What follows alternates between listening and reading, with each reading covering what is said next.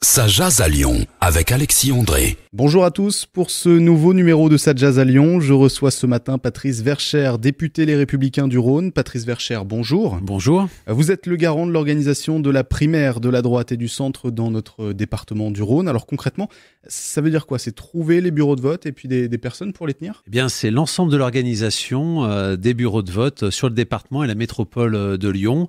Donc, c'est non seulement déterminer les lieux de vote. Oui. Il y en a 281 sur l'ancien département du Rhône, on va dire, et trouver, bien entendu, les personnes pour tenir ces bureaux de vote. Et alors, c'est bon? Tout est calé? Alors, les bureaux de vote sont calés déjà depuis plus d'un mois, juste avant l'été. Les présidents de bureaux de vote également depuis un mois. Et là, nous sommes en phase terminale pour les 3 assesseurs qui accompagneront le président. Et ensuite, on a une autre phase pour augmenter le nombre de personnes assesseurs dans les bureaux de vote pour permettre un turnover dans la journée. Est-ce que ce rôle, ça veut dire aussi faire de la pédagogie autour du scrutin? Parce que la plupart des équipes de campagne me disent qu'il faut expliquer que tous les Français peuvent voter. C'est votre rôle aussi? Alors, c'est aussi le rôle, bien entendu, de la commission départementale d'organisation de la primaire. Oui. En effet, c'est d'expliquer aux gens que tout citoyen français peut venir voter. Alors, les listes électorales qui ont été prises en compte pour l'organisation de cette primaire sont arrêtées au 31 décembre 2015. Donc, si vous avez déménagé, entre guillemets, entre le 31 décembre 2015 et novembre 2016, le 20 et le 27 novembre, il faut aller voter dans votre ancien bureau ou ancienne commune. Mais néanmoins, nous sommes là pour justement expliquer un peu aux gens où ils peuvent aller voter. Mais une chose est sûre, c'est que tout citoyen français peut aller voter. Il y a quand même des conditions. Il y en a 2. Oui, 2 euros. Il y a déjà le paiement de 2 euros parce que le coût d'organisation est relativement élevé. Donc, c'est pas l'État qui organise, c'est à côté d'un parti politique, parce que c'est une association qui s'est créée pour l'événement. Et signer une charte comme quoi on s'engage d'avoir les valeurs républicaines du centre droit et de la droite républicaine. Donc c'est une des conditions importantes parce que je vois à l'heure actuelle un débat là-dessus. Alors bien sûr c'est un engagement moral, ça n'engage que ça, et on ne s'engage pas forcément à adhérer derrière, il n'y a pas d'acte d'adhésion bien entendu, mais en tout cas il y a une adhésion aux valeurs républicaines, il n'y a pas l'adhésion à un parti ou à des partis de la droite et du centre, mais il y a une adhésion à ces valeurs. Ça peut faire peur à certains électeurs de signer cette charte. On peut aussi laisser parfois des coordonnées personnelles. C'est pas l'assurance d'être ensuite tenté d'être recruté par les Républicains? Alors là aussi, je tiens à rassurer les électeurs potentiels. Ces listes-là seront détruites. La CNIL a demandé à la Haute Autorité d'organisation de la primaire le retour de l'ensemble des listes qui seront mis sous scellé dès le soir du premier tour et du deuxième tour et renvoyés pour destruction sous huissier à Paris. Donc, comment s'organise un bureau de vote? Ça sera assez simple de l'expliquer et les gens comprendront. Les personnes qui vont arriver dans un bureau de vote vont devoir déjà se présenter pour savoir déjà s'ils sont dans le bon bureau de vote. Parce que comme il y a des regroupements de bureaux de vote, c'est un peu moins traditionnel qu'un vote classique. Oui. Donc, la personne va donner son nom, on va lui dire bah oui, vous êtes bien ici. Donc, si vous voulez voter, donc il y aura une charte à signer avec son nom, payer 2 euros. Cette charte-là sera détruite ensuite. Idem pour la partie liée au scrutin. C'est-à-dire qu'après, c'est un scrutin classique. Vous avez une liste d'émargement.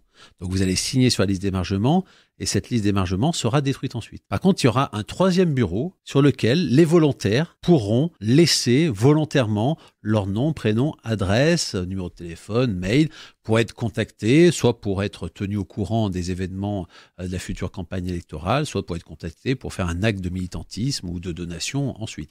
Mais ça sera volontaire. Et c'est uniquement cette liste-là, puisque c'est sur la base du volontariat, qui sera récupérée par les Républicains et notamment l'organisation de la primaire. Est-ce que sur les 280 bureaux de vote que vous avez mis en place, est-ce qu'il y a des villes ou des communes qui vous ont opposé un peu de résistance ou qui vous envoient une facture faramineuse par la suite? Alors, sur l'ensemble du département et de la métropole, toutes les communes qu'on a sollicitées ont joué le jeu à très grande majorité. De droite, de gauche. De droite comme de gauche. Alors je pense que c'est dû au fait que les élus et les municipalités comprennent qu'aujourd'hui, les primaires vont être bien ancrées dans le paysage politique français, soit à gauche ou à droite. Et donc je crois qu'ils ont compris qu'ils seront sollicités demain, probablement pour la primaire socialiste, mais aussi dans 5 ans pour peut-être d'autres primaires. Par rapport à il y a quelques années, je pense que là-dessus, on a eu probablement moins de difficultés grâce à cela. Alors après, certaines communes ont fait payer leur salle et la plupart, à on va dire 9 communes sur 10 ne font pas payer leur salle.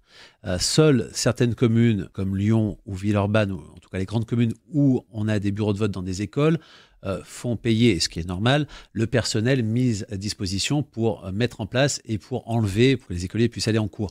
Donc en dehors de cela, ils ne nous ont pas fait payer. Et bon, ça s'est bien passé avec l'ensemble des communes, de gauche comme de droite. On n'a pas eu de difficultés majeures, insurmontables. On a eu parfois des discussions, mais non, ça s'est vraiment très bien passé. C'était probablement pour moi en tant que président une inquiétude, et cette inquiétude en fin de compte a été vite levée. Vous l'avez dit, pour payer cette facture, vous comptez principalement sur la participation, les 2 euros des votants. Est-ce que ça veut dire que vous savez déjà à peu près combien de votants il vous faut pour éviter de vous faire taper sur les doigts par Paris?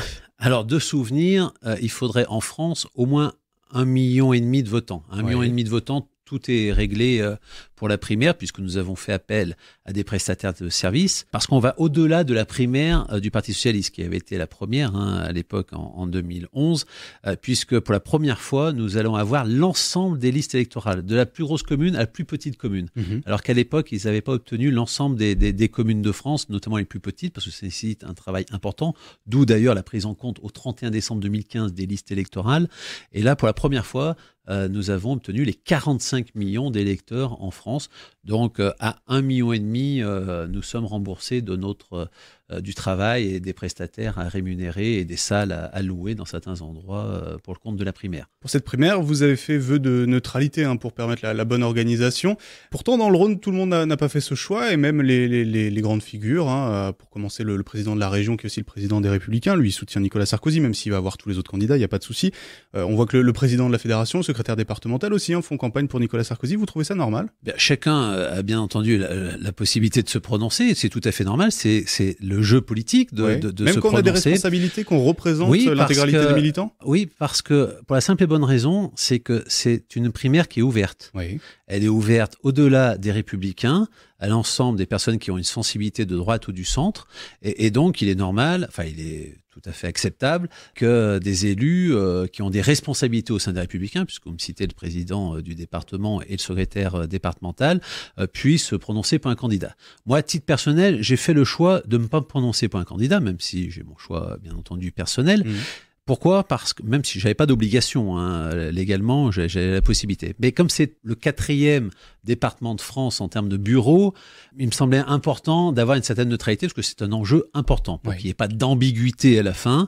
Et donc, j'ai fait le choix, je pense, raisonnable de ne pas me prononcer pour un candidat, et j'essaye d'aller à l'ensemble des manifestations des uns et des autres quand ils viennent sur l'agglomération lyonnaise. Et puis Patrice Verchères, c'est ce soir le coup d'envoi de la vraie campagne, puisque c'est le débat de la primaire de la droite et du centre.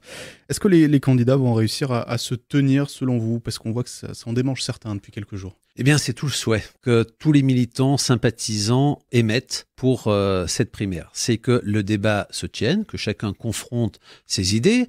On verra probablement qu'un certain nombre d'idées se ressemblent, puisque nous sommes pour la plupart de la même famille politique, et fort heureusement, il y aura des différences. J'espère qu'il n'y aura pas un combat trop viril, mais il faut qu'il y ait un débat qui ait lieu et que les candidats fassent bien part de leurs différences également, pour que le choix des Français qui veulent voter à cette primaire soit éclairé de manière très correcte. Ensuite, oui, il va falloir que chacun fasse attention.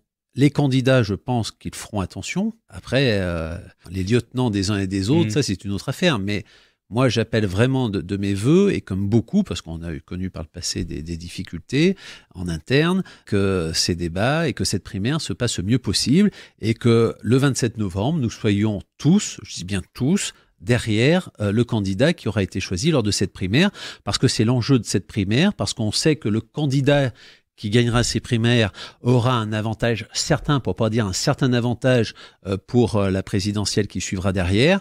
Donc il est important que chacun joue le jeu. Tout le monde a accepté les règles de la primaire, et les règles de la primaire, c'est aussi demain de soutenir le candidat qui sera désigné le 27 novembre. Merci Patrice Verchères. Merci à vous. Notre entretien est à retrouver en intégralité